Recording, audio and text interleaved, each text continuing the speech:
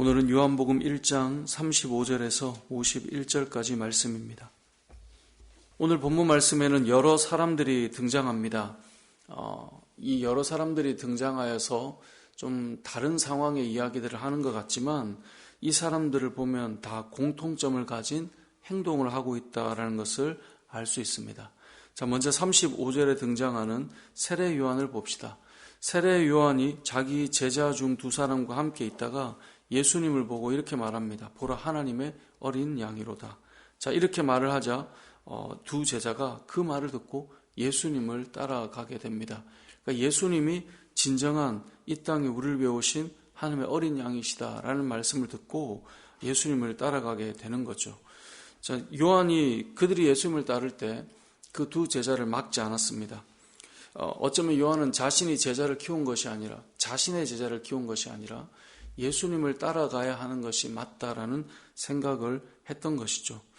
이것은 우리가 교회에서 제자 훈련을 하거나 어떤 사람을 양육하거나 훈련시키거나 내가 리더의 자리에 있을 때 내가 누구의 제자를 양육하고 있는가, 그것을 우리에게 보여주는 내용이기도 합니다. 저도 제자 훈련을 잘 하는 교회에서 사역을 한 적이 있는데요. 제자 훈련을 잘 하다 보면 이 성도들이 물론 예수님의 제자다라는 말을 우리가 할 수 있지만 목회자의 훌륭한 어떤 제자가 되기도 합니다. 그러다 보면 간혹 헷갈리는 것이 예수님의 제자인가 아니면 어떤 한 리더십의 제자인가, 이런 생각을 할 때가 있죠. 교회 안에서 출중한 뛰어난 리더십을 가진 사람들이 있습니다. 그 사람들은 어디에 있든 어느 시스템이든 어떤 자리에 있든 좋은 리더의 자질을 가진 사람들이 있죠. 그런데 그 사람들을 통하여서 세워지는 사람들은 간혹 예수님의 제자가 아니라 목사의 제자나 어떤 뛰어난 리더십의 제자가 될 수도 있다는 거죠. 그런데 오늘 본문을 통해 알 수 있는 것은 무엇입니까? 세례 요한의 제자였지만 예수님을 따라갈 때 기꺼이 그 길로 가야 되는 것을 보여주고 있다는 거죠. 그러니까 세례 요한은 나의 제자를 만드는 것이 아니라 예수님을 따라가야 된다라고 하는 것을 오늘 본문은 보여주고 있고, 이들은 예수님께로 나가고 있었다라는 겁니다.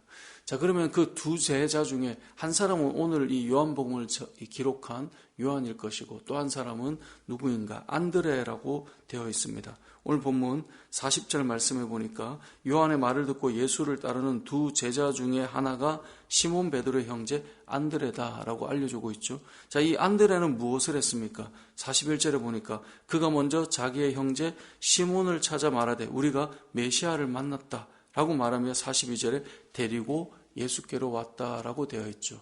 자, 이 세례 요한은 제자들이 예수님께 가도록 보내는 역할을 했습니다.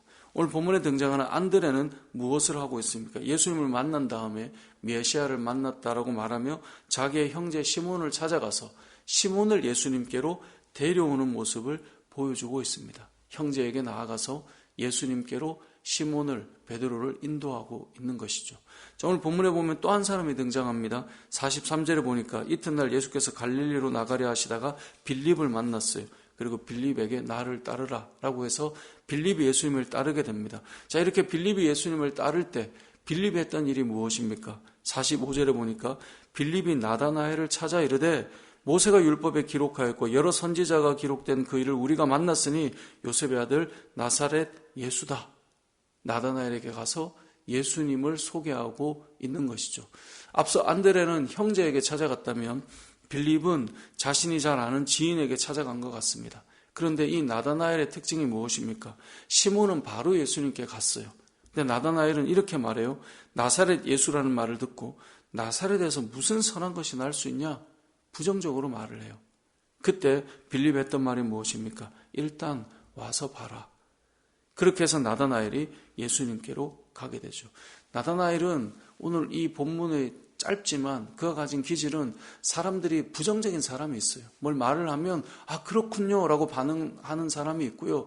에이 말도 안 돼 라고 말하는 사람이 있어요. 상황을 다 알지 못해도 일단은 이 생각 자체가 에이 거기서 뭐가 나온다고 그래 라고 말하는 사람들이 있죠. 그래서 나가서 뭔가를 전도를 하거나 누군가에게 소개를 하다 보면 긍정적으로 수용적으로 받아들이는 사람과 또 반대로 일단 부정적으로 노부터 해놓고 생각하는 사람들이 있단 말이에요.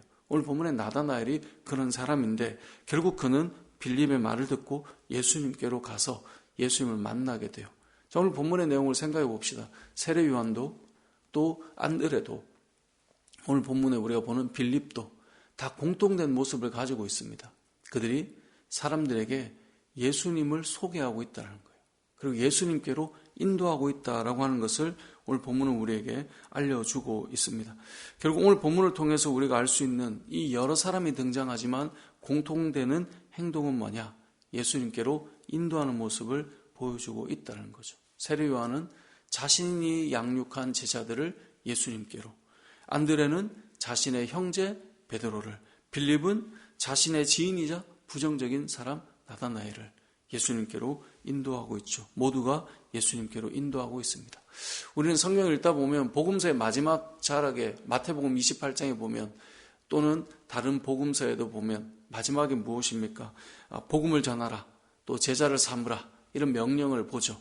그러다 보면 우리가 이 마지막 끝자락이 돼야 복음을 전하는 것처럼 생각할 수 있지만 오늘 본문을 보니까 예수님이 복음의 끝자락에 가지 않더라도 예수님을 처음 만난 사람들은 다 그 은혜를, 그 놀라움을 다른 사람들에게 전하고 있다라고 하는 공통점을 볼 수 있죠. 저는 이 시대 그리스도인들도 마찬가지라고 생각합니다. 내가 얼마나 많은 복음을 이해하고 깨달았는가를 가질 때 비로소 전도를 할 수 있어. 그렇지 않습니다. 이제 예수님을 만났는데, 이제 뭔가 경험을 하고 있는데 그들이 복음을 전하고 있는 거예요. 그래서 잘 보면 교회를 오래 다닌 사람보다요, 이제 막 만나고 경험한 사람들이 더 뜨거워서 사람들에게 소개하고 이야기하는 경우들이 훨씬 많은 것들을 보게 됩니다. 왜 그렇습니까? 우리가 완전하게 변화되고 성화되어서 뭔가를 하는 것이 아닙니다. 하나님을 만나고 은혜를 경험하면 그것을 막 먼저 소개하고 나누고 싶어하는 사람들이 있다는 거죠. 오늘 본문에 그런 사람들이 등장하고 있는데요. 오늘 본문에 이 등장하는 예수님께서 와 봐라, 나를 따르라 라고 초대하고 있고, 또 빌립도 한번 와서 봐, 그렇게 말하지 말고 한번 와서 봐 라고 말하는 이 모습처럼 오늘 올 한 해 저와 여러분의 삶도 이 와보라 라고 하는 이들의 모습이 우리의 모습이 되었으면 좋겠습니다. 우리가 경험한 것이 완벽하고 퍼펙트하다 그렇게 말할 수는 없습니다. 어디든 너무 좋다라고 가봤는데 그 사람이 다 만족하는 장소가 있느냐? 저는 그런 건 없다고 생각합니다. 하지만 분명한 건 우리가 만난 예수 그리스도는 우리의 인생에 분명히 방황하고 소망 없는 자에게 진정한 소망이 되시고 유일한 길이 되신다는 사실은 분명합니다. 사람은 늘 한계가 있지만 우리 주님은 완벽하시기 때문에 그렇습니다. 그래서 올 한 해 저와 여러분이 우리가 경험한 구원의 감격과 이 은혜가 때로는 형제에게, 때로는 지인에게, 때로는 부정적일지라도 또 그 사람들에게, 때로는 내가 양육하여서 나를 잘 따르는 사람에게 예수님께로 인도할 수 있는 그런 와보라, 이것이 저와 여러분의 삶이 되는 올 한 해가 되시길 주님의 이름으로 축복합니다. 아멘.